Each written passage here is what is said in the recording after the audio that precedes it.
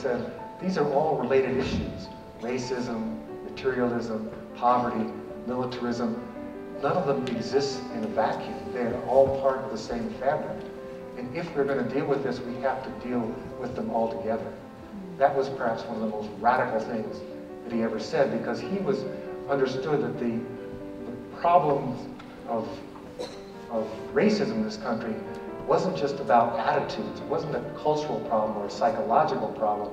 It was a structural problem. What we need is a realization that power without love is reckless and abusive, and that love without power is sentimental and anemic. Power at its best is love implementing the demands of justice.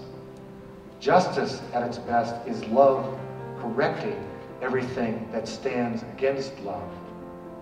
There is nothing essentially wrong with power. The problem is that in America, power is unequally distributed.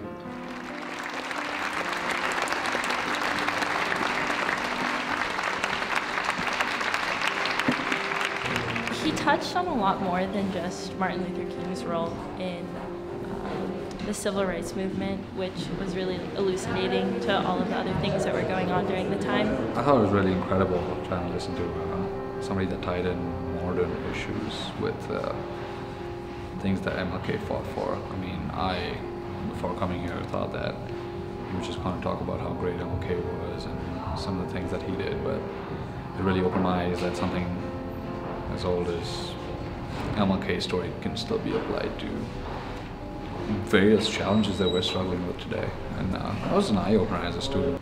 He mostly just gave us a lot of inspiring historical events and people to showcase all the efforts that it took to create the civil rights movement and the Civil Rights Act.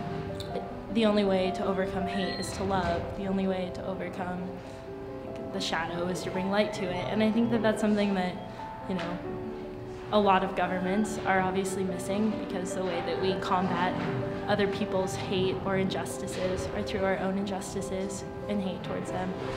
So his legacy is a strong one, but I don't think that it's really heard by the people that need to hear it.